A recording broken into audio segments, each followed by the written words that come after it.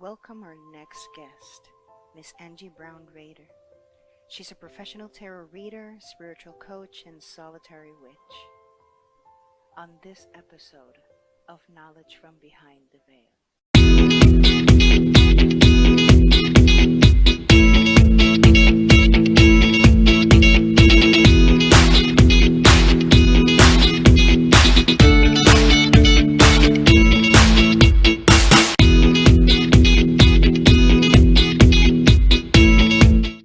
Now more than ever, it's very exciting to be a witch.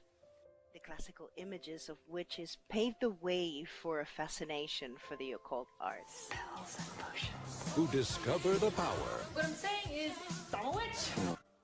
Even though it's not clear when playing cards were integrated into the divination tool arsenal, but we have stunning decks as old as 720 years. Take the time to study your cards. What many call bonding with your cards. That connection starts by your interpretation of the images. Of course, new decks provides a detailed interpretation of the artist and its connection to the lore of specific cards. But at the end of the day, it's about what filter you are using to see the world. Ironically, tarot cards were not the most common tool for cartomancy before the 1400s. Playing cards or tricks were commonly used for a similar version of modern reading. For those of us that grew up around these divination practices, remember someone doing a reading with playing cards, more commonly used among closeted witches. The Latin suits are the perfect example of a widely used playing card game, used also for fortune telling since the 1300s. The symbology is by all means almost identical in representation to the minor arcana in tarot. Even though my first introduction to tarot was early, I can recall playing with these Spanish Latin cards as early as first grade.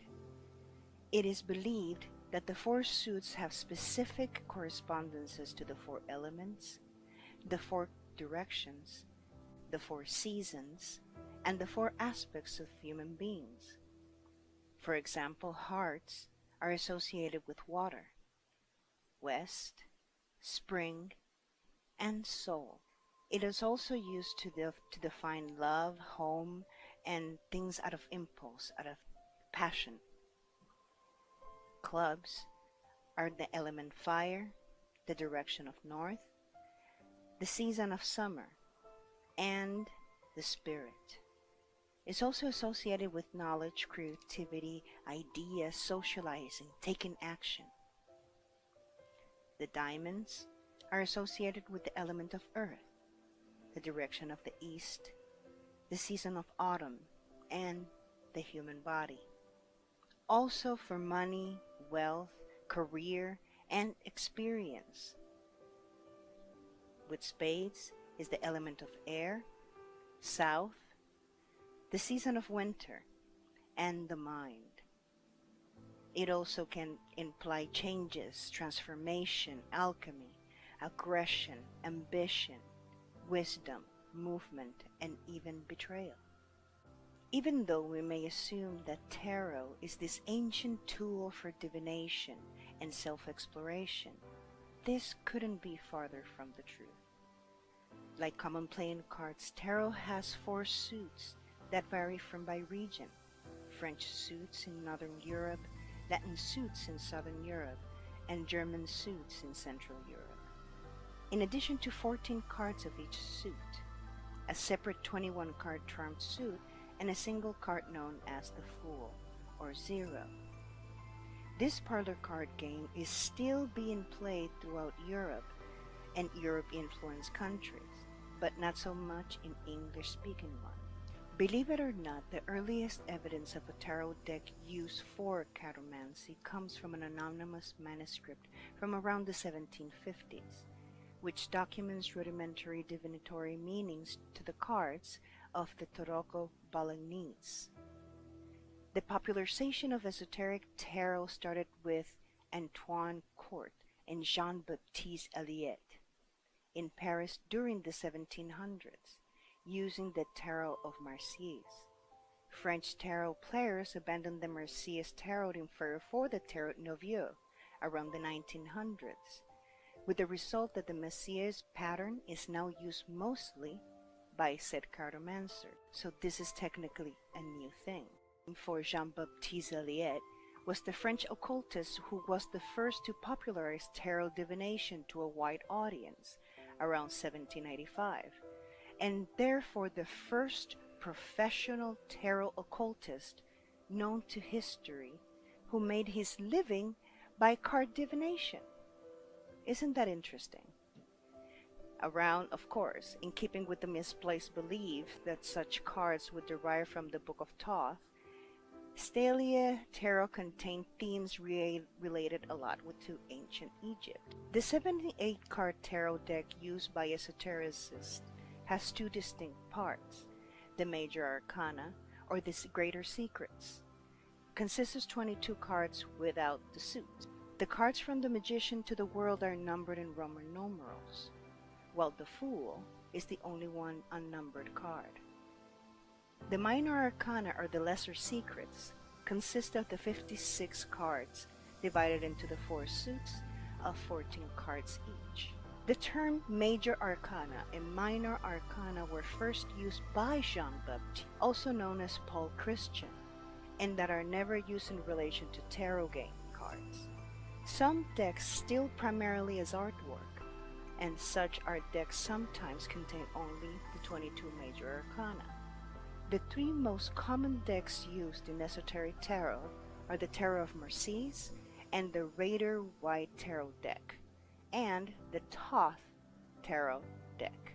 Also, I would like to add the fact that Jean-Baptiste published his ideas of the correspondences between the tarot, astrology, and the 4 classical elements and the 4 humors, and was the first to issue a revised tarot deck specifically designed for occult purposes in 1791. But that wasn't the thing that actually surprised me about the tarot and the esoteric cartomancy that really blew me away.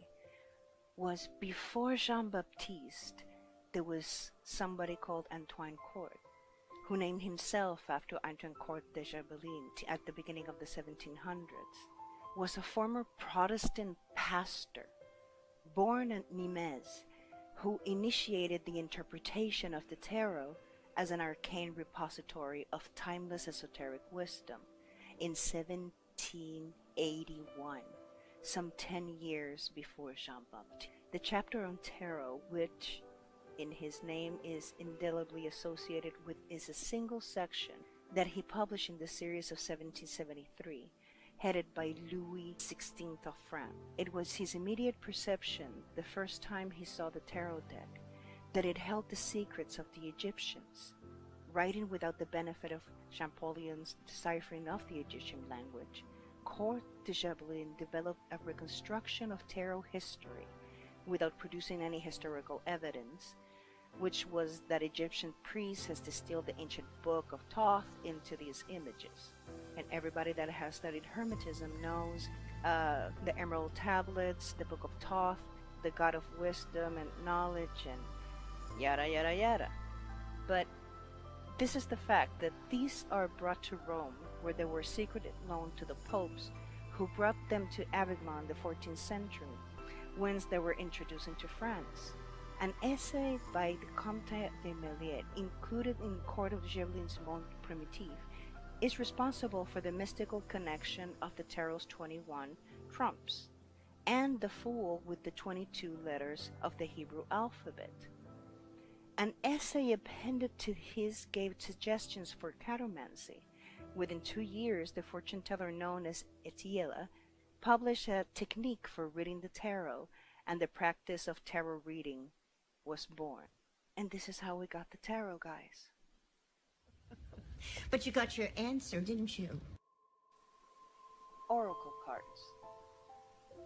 These beautiful works of art have captivated the imagination of cartomancers and the general public. The artistry needed to illustrate states of mind into literal or abstract concepts provides the reader the freedom to explore many aspects of the ego and the superego. According to some records, the fortune-telling packs, as they were called, find its influence by the French suit system. Even though Christians have and would denounce tarot because of its divinatory connotations, have embraced angel cards as a way to receive angelic insight. This flexibility allows artists to incorporate metaphysical, even mythological themed decks, like angels, fairies, and even mermaids.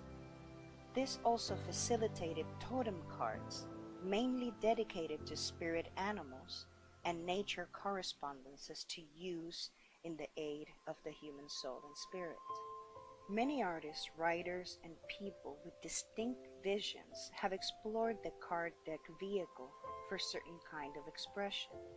Many decks lend themselves for meditation.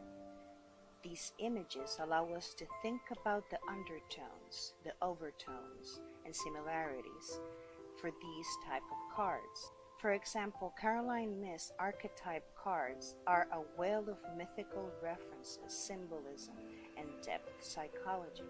The oracle decks as we know them today started to gain momentum in the late 80s, after their predecessor, the OH cards, invented by Ailey Roman back in 1982 as a picture card game. In esoteric circles, oracle card gave the public another avenue to explore the psyche of the collective and their inner worlds.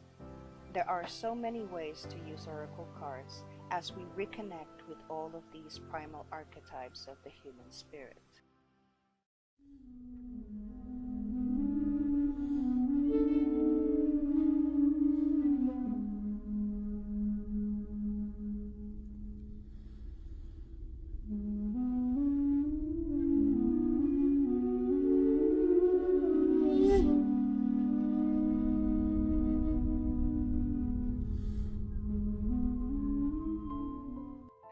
Welcome to Knowledge from Behind the Veil. This is your host, Anand Celeste, and today we're going to have a very interesting interview with Mrs.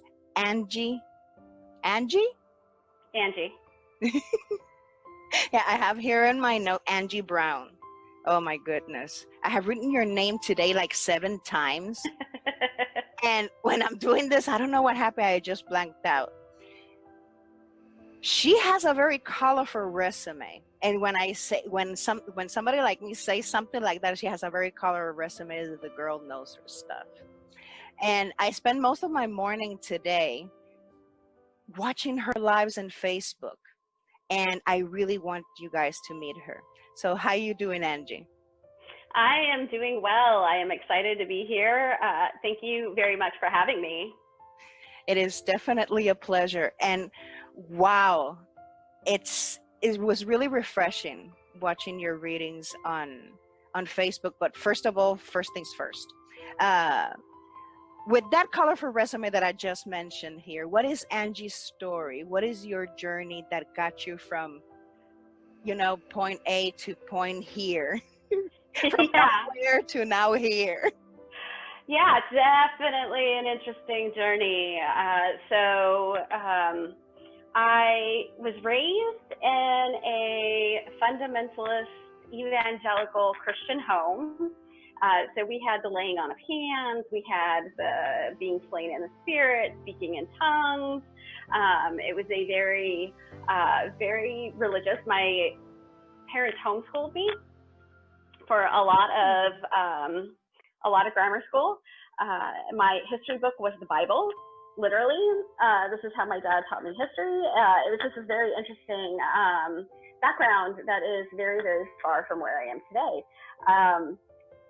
I married very, very young, and at the time, I knew I wanted something different in terms of this religious thing. I had always been psychic. My mom said when I was a kid that I was touched by God, or that I spoke with angels, which I did regularly. but I started exploring different things in my late teens and my early 20s, and that's when I first discovered witchcraft and the tarot. And I just absolutely fell in love. Oh my gosh. The other day I was going back through some of my books, and I have a Goddess Tarot workbook. Shout out to Chris Walder. She's amazing. From 2000, the year 2000, with all my little like notes and, you know, baby notes in there as I'm like trying to, you know, memorize the major and the minor arcana. And I just absolutely love that I still have that workbook. Let's see, so I was married, and that was when I was exploring all the fun stuff with witchcraft, and he and I divorced, and I found myself in a relationship in my 30s where it was way more important to be reasonable and rational and healthy. And so then like I translated that into stuffing all the woo-woo stuff down, right? Like, it's not okay to like be psychic or to do the tarot cards or to even really, you know, talk about astrology, because that's not like grounded in any sense of reality, according to this person. I still love this person dearly. They are one of my best friends, but they are not the person that I am meant to be with long term. So a couple of years ago, after my dad passed away, it was a pretty rough transition. I pulled my tarot cards back out again, and at this point I was no longer with a rational, reasonable person, and began re-exploring the cards and my spirituality, and have just, oh my gosh, it's been just such a blossoming over the last couple of years of coming back to my cards, coming back to allowing myself to feel those intuitive psychic urges, to blurt it out when it does come, even if it's really strange. Like, I've given clients homework, like, go contemplate the fishes. I don't know what that means. I just know that, you know, I was supposed to tell them to go look at some fishies. So I decided also after my dad passed that I needed to make sure that I was doing what I loved with my life, and I was not happy being an event planner at an institute at the local university. And so I decided to go to grad school, and that was last year. And while I was going to grad school, I ended up launching the business because I realized I could do this professionally. It wasn't just reading for me. A friend of mine was like, "Hey, Auntie, I've got this reading. Can you take it for me?" Because she's a professional reader. And I was like, "Sure, no problem." And I was like, "Oh, shit." I don't know what I'm talking about. You know, yeah, I've been doing this for this long, but oh my God. And so that was so much fun to sit down and feel absolutely terrified, but then realize that it's all there. I got it. I got the spirits with me, you know, like there was nothing to be worried about. And I started doing more and more, and I love it so much that I decided to launch my own business, and that was winter solstice of last year. And by summer solstice, which was about 6 or 8 weeks ago, it became clear to me that the universe was saying that I needed to make this my full-time business, and I was not to go back to grad school. And so here I am, trusting the universe and flying by the seat of my pants and saying, "Okay, universe, let's make this work." It's been thrilling and exciting and terrifying and amazing and full of power, chaos, you know, but in sort of the best ways possible. And apparently it's working because you are glowing, girl. You are glowing. Yeah. That is the whole point of doing things like this, when you're trying to put your best foot forward and trying to help people find their footing in the world. When we deny ourselves to live our dream, yeah, we can't help others live our dreams if we aren't willing to do it. We can't say you have to make this commitment if we aren't willing to make the commitment. Yeah, that is absolutely true. As a witch that practices cartomancy as a way of facilitating healing, how tarot changed your life? You mentioned that that it gave you a lot of insight, but what was it about the tarot that actually made you leave your life as it was to actually for it to become part of who you are? So the way that reading tarot for me is all about reading stories, right? So the tarot cards to me are these archetypes, and they're a way to tell a story about our life. And I believe that our entire, like, all we are is our story, what we tell ourselves. And so if we can understand what it is that we're telling ourselves, we can then make more empowered decisions, right? So the tarot is a tool through like really standard archetypal human types, I keep saying that, to allow us to understand, and it speaks in symbols and metaphors so that we can kind of understand on a deeper level what's happening in our lives. The interesting thing is I was going to grad school for English literature, which is storytelling. So the tarot is very much in line with sort of the way that I view the world in general. My undergrad degree is in creative writing. I am a storyteller by nature. I have been writing since I think I submitted my first story to a magazine when I was 8. I find that I can read the cards easier than I can do other forms of divination. I've tried runes. They don't speak to me in the same way. The more I read with tarot, the more I start getting messages for my clients sooner. Like before I even start shuffling the cards, I'll start to get messages. I'm not quite ready yet to put psychic on my business card. Started adding it to like my little blurb on social media, but you know, I'm almost there. So I'll get messages for people before I even start shuffling the cards, and then we'll go off on the cards and go from there. You see, you just answered my next question. Is it purely intuitive? And for some people, that is just it. That tarot is just mainly a conduit, so they can channel all of those messages. For other people, it's more like the representation of the archetypes, like you mentioned, and they have a very specific, rigid meaning, like the Empress or the Queen of Wands is a redhead with a whole bunch of freckles. You know what I mean? Yeah, I totally know what you mean. And I hear so often from my clients, but also my students, because I teach an Intuition 101 course. I hear people talk about the tarot and they're like, oh, well, I can't memorize all the meanings. I look at them and I say, but you aren't supposed to memorize all the meanings. You're supposed to read the cards. You know, there's symbolism in the cards. You know, most of the cards have similar symbolism. If you know your basic type, like earth, air, fire, water, for your coins or pentacles, chalices, wands, staves, whatever people want to call them, because they're change, whatever. If you know how to work with your elements and you understand your basic numbers, you're good to go. So it's very much, to me, a combination of understanding the basic system and structure of tarot and then going off of the symbolism. And then sometimes I'll get a card and I'll talk to them and I'll say, so now typically this card is for X, Y, and Z. But in this case, that's not what it's saying. It's saying something else. And so that would be, you know, the sort of intuitive hits that I'll get, those flashes of insight for folks. And I think that it's absolutely something that can be learned. So that if, you know, you start learning your structure, the more and more you work with it, the more you're going to understand why those archetypes are coming up for this person in this situation. People, when they try to reach a reader, a tarot reader, is sometimes about a specific thing. What are the percentages, like a 50-50 when it comes to give me a general idea of how screwed up is my life to... And you give me the date and the complete physical description of the man that the person that I'm going to marry. Yeah, so I call that fortune telling. I don't. Yeah. Luckily, I have not had too much in the way of fortune telling. Most folks, by the time they find me and they've seen my website, they understand that I'm not a fortune teller. Although I did have an unfortunate interaction with someone who had that expectation recently. Generally, about 50% of the time, I'd say, maybe a little bit more than 50% of the time, is, hey, what's a general reading? Which often then, for the folks who tend to come to me, turns into, what's my purpose in this life? What am I supposed to be doing? Where am I supposed to be looking spiritually? I feel spiritually lost. What am I supposed to do? So we talk about that a lot. And then the other part is sort of half and half between love and wealth. So love and money are everybody wants to know about love and money.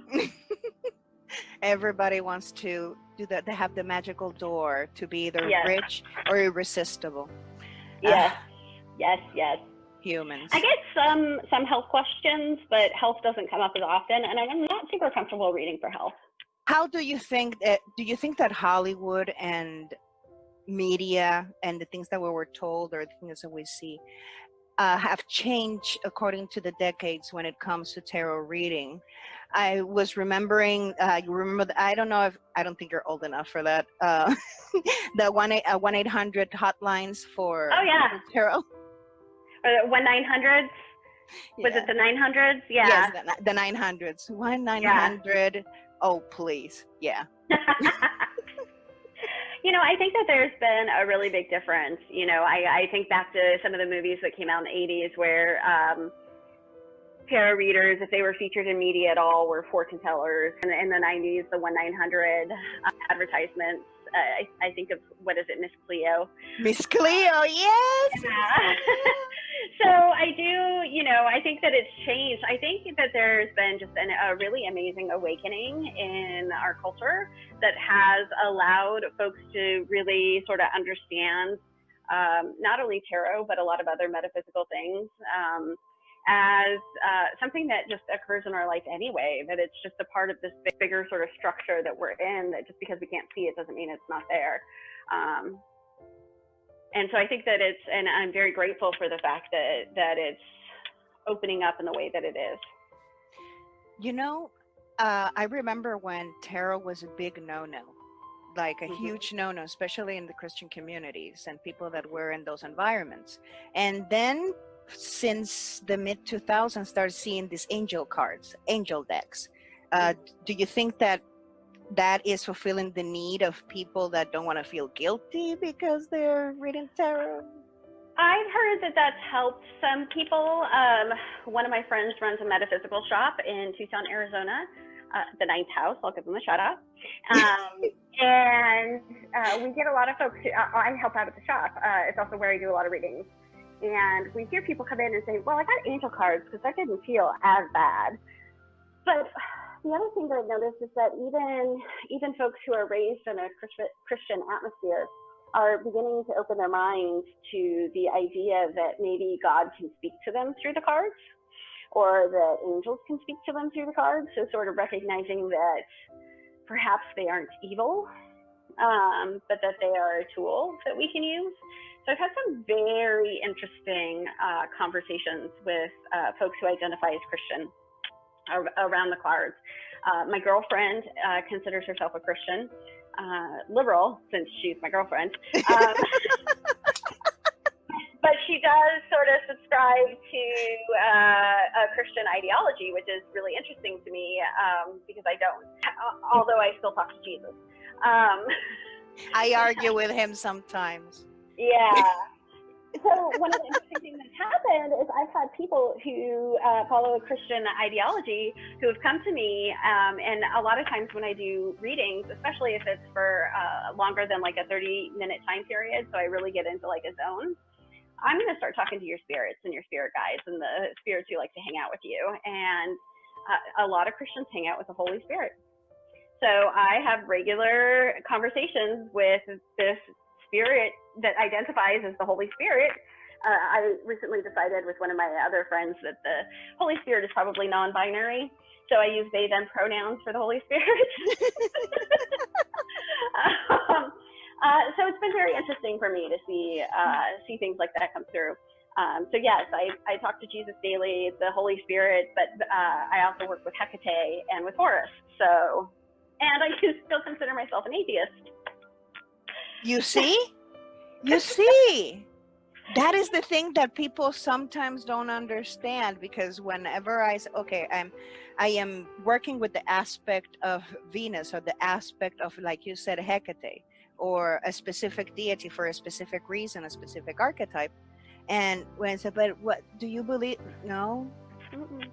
It's not like that. And it then becomes really complicated, and then people get butthurt. But I've decided that the human language, so I'm a storyteller, right? I'm all about the words and the language. Our language constructs our reality. This is a big passion of mine, to help people understand that the language that we choose to use constructs our reality.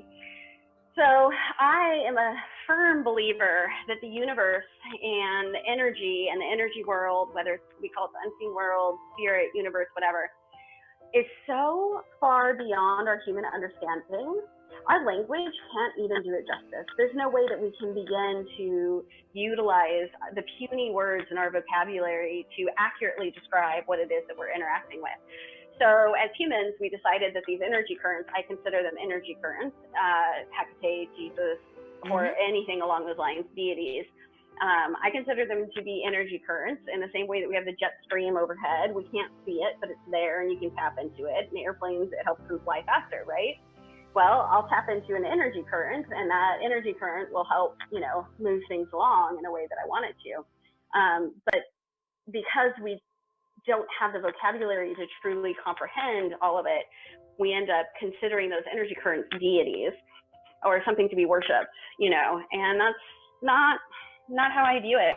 It is really fascinating the way that people are understanding the matrix. And I'm going to use that term to be a little bit general.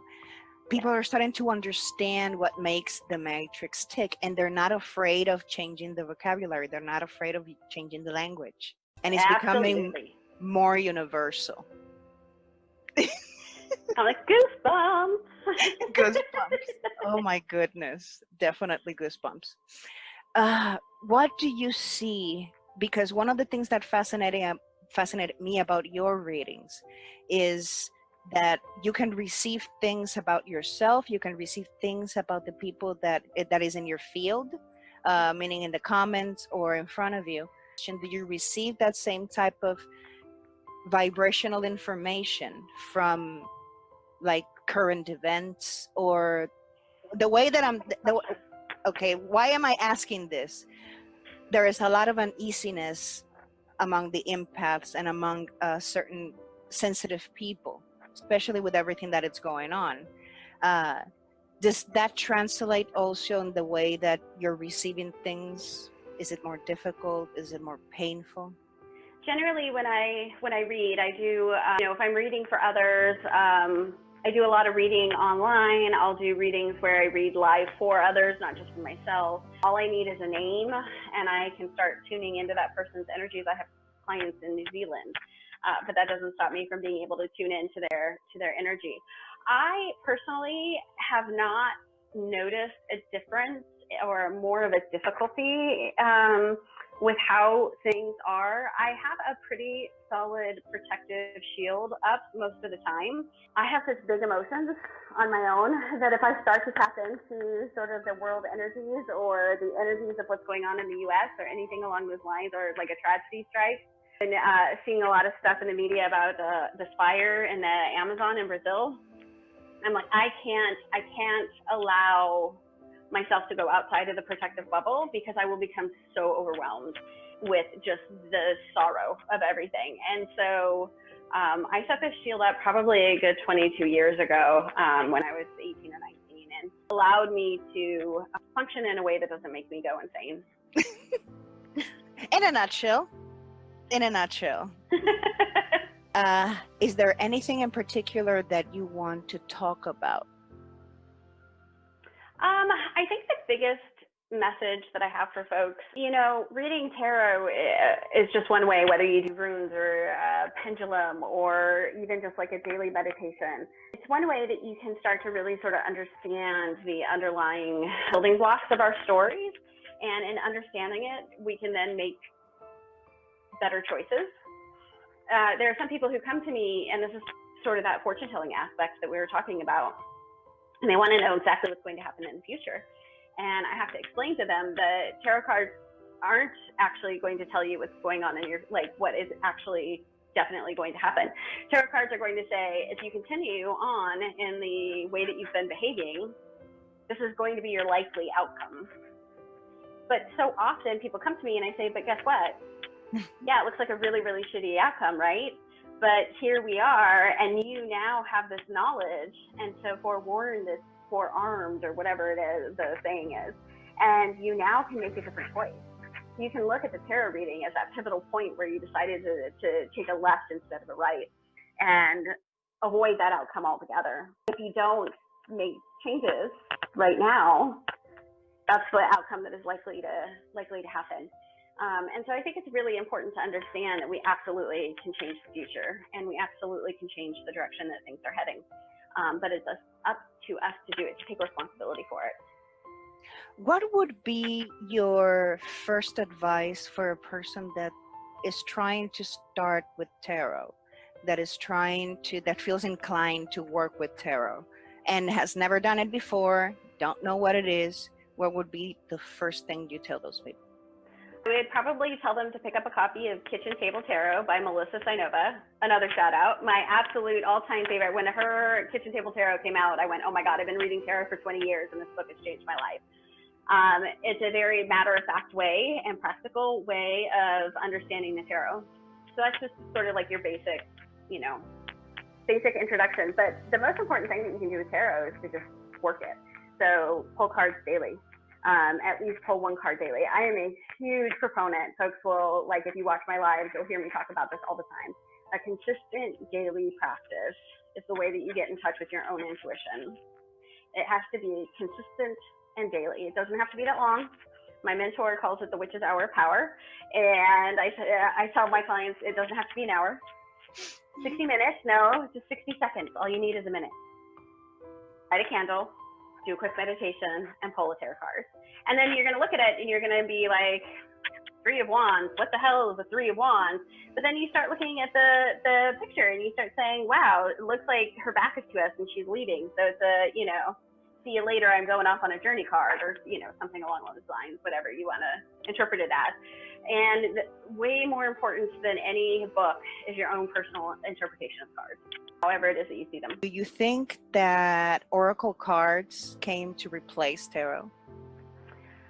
I have absolutely seen an upsurge in oracle cards, and as a result, I've been very, very resistant to owning my own oracle cards. And this is so perfect timing because I bought an oracle deck 2 weeks ago, and I was like, what am I doing? And then I have to explain to people will buy oracle decks thinking they're tarot. So I have to explain that these are all decks around divination. Yep. But tarot is a very specific structure of divination with cards, and oracle cards can be whatever, 44 cards, 56 cards, 12 cards, animals, spirits, aliens, I mean, I have seen some weird stuff on Amazon, but maybe that is one of the reasons that, and at the beginning of this particular episode, there is a little synopsis where the conceptualization of the tarot and the conceptualization of the oracle card came from.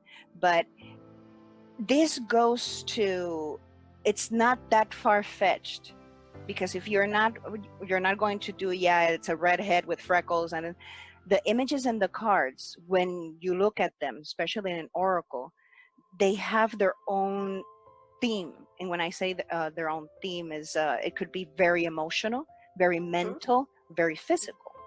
Yeah. Do you think it facilitates people opening up their intuition because it's only images? Wholeheartedly. I also think that individual decks have the individual spirits, and so they speak to us in different ways. So a lot of times when I read for people, I like to have like multiple decks available, depending on the energies that are coming from the person. And sometimes I feel like my decks say, me, pick me, I want to work with this person. Or other decks are like, no, I want to. Yes, I am making my tarot decks talk to each other.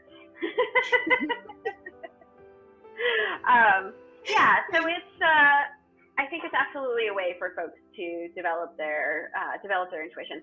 And you start listening to your body. So like I said, I have this Intuition 101 course, and it's a way of getting folks to practice daily and then to do a body scan. I believe our intuition is basically the stuff that's in our bodies. We stuff it all down and we don't want to know, and we, put it away, and we don't listen to anything below here, when our bodies cry out in pain. And I think that those are symbols. So once again, you have to learn how to tell the stories that your body is telling you. And I think the tarot cards are a way to help us figure that out.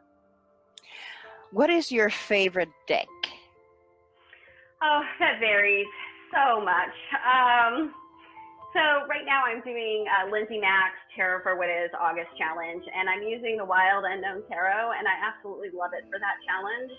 But I have really had a hard time with this deck in the past. So My answer is always going to be so. The decks that I love right now that I've been using are the Crow Tarot and Paulina Cassidy's Joie de Vivre deck, Joy of Life.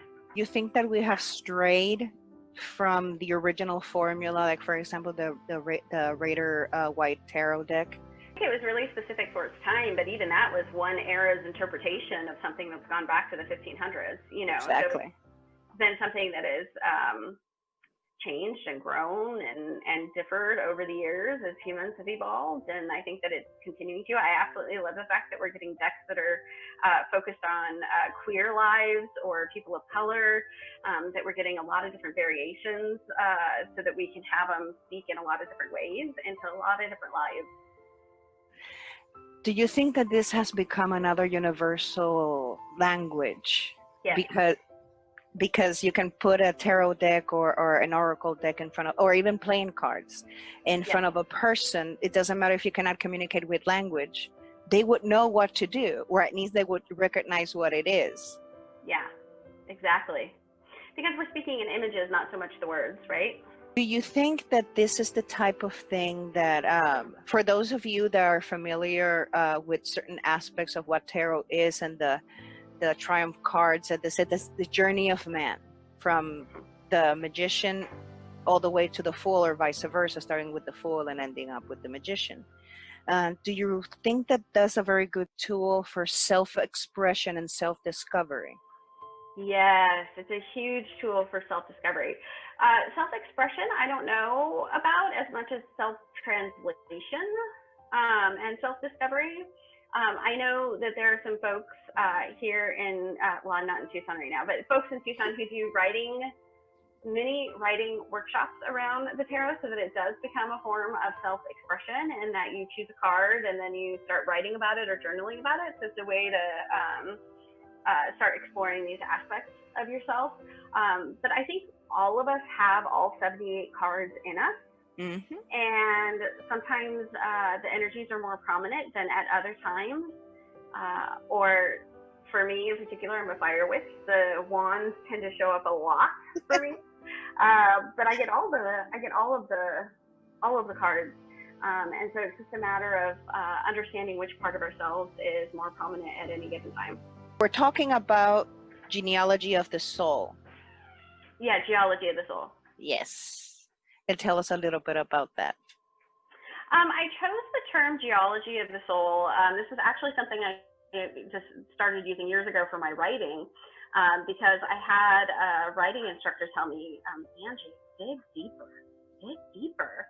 And so it's this idea of like, uncover the strata of your soul. Let's examine the stratigraphy. Let's see all the lines. I love it when you find, like, especially in the southwestern desert, those orange sands that have like all the different, lines and waves throughout them. And I'm like, let's dig into that.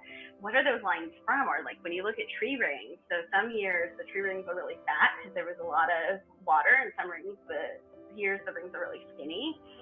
So let's look at that. What does that mean? Like, let's take a non-judgmental look at that, right? We're not sitting here saying, oh, that sucks, or you did the wrong thing, or, it's, let's take a look just to understand it. If we can't understand it, then how can we, move forward consciously? And so that's what I love so much about it, is it's this idea of digging into our souls to understand, not to judge. That sometimes is really hard, because we human beings, we judge ourselves. We are our worst critic, and then we extend that judgment everywhere. Yes, we do. And so that's also another big message that I tend to speak to a lot in my with my clients, is to give ourselves the space and grace to be who we are, and to let what happened be. And, to let what is just be, and then figure out how we want to move within that. I called one of the trademarks of Knowledge from Behind the Veil in the KFB TV show is welcome to the revolution. Welcome to change the world. Do you think that this opening of all these floods of information or of self-information, of self-knowledge, do you think that is going to extend somewhere or not, or if it has, into those communities of people that feel that they have no way to express themselves? Yes, absolutely. I find that tarot is absolutely a way, or divination or oracle cards. This is a way for folks to begin to understand themselves. And when they begin to understand themselves, they can begin to empower themselves. And once we have power, we can start to make changes in the system. So that it's the same reason why I went to grad school for English literature. I want to be able to talk about how the system, you know, the way that America wrote our story and American mythology in the 1900s contributes to the systemic racism, you know, that runs rampant in our country today. We can't make a different story if we don't know the past story. So let's learn our past story and then make changes, right? So whether it's, I'm speaking about on a global, you know, level with America, or I'm speaking about you and me, and the ways that we want to begin to make change, and understanding that the most effective way that we can make change around us is to start within us.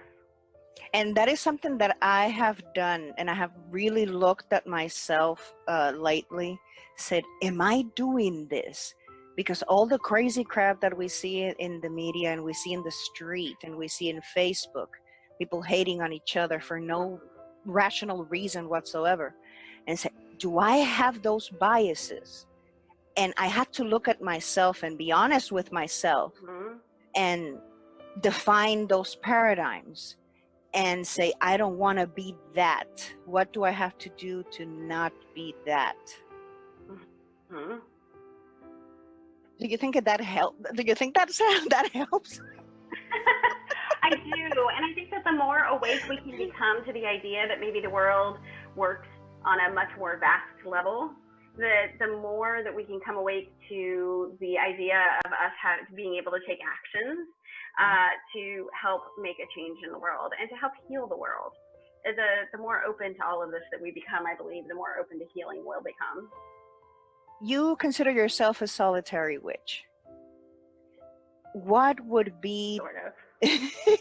Well, in this type of communities, especially in the internet, there is no such thing as being completely solitary. So it is what it is. Do you think that we're breaking, even for solitary practitioners, that they're breaking all the bounds of secrecy and shame? Yes. And I'm all about breaking the bonds of secrecy and shame, not just around the occult, but also around past trauma and around past abuses of power. And if tarot is the way that, you know, somebody, then I do a reading with somebody and I say, this is the trauma that happened when you were a kid, and your feelings and emotions around it are absolutely valid. You know, that's a way that then that's sort of like the micro level. And then there's the macro level where we can begin to make changes on a bigger level. In order to heal the outer world, we have to heal the inner world. And in order to start healing the inner world, we have to start healing the outer world. Yes. It's very much dependent on each other. And so I'm so happy to see the sort of explosion of interest that's happening, and I hope it continues on this upswing. There is no way of going back. Yeah. Everything is on the table, and that is something that I have noticed in the last couple of years, that all the cards are beginning to, the great plan is going like this, with all the cards on top of the table, and it's showing us exactly what we are, where we're at, and what we need to do. And those processes are going to be very difficult for some people, but it's not impossible.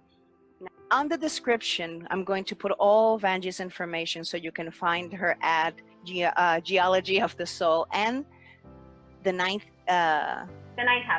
The ninth house, yes. And I'm going to put a direct link to her profile in Facebook so you can catch her lives. So thank you so much for being here, Angie. And I knew it was going to be worth it when I started watching your videos on Facebook. I hope you're in Portland, right? I am in Portland right now, yes. A big trip. I hope you're having a ton of fun, and thank you so much for being here. Thank you And- very much. I appreciate it. And for you guys at home, welcome to the revolution.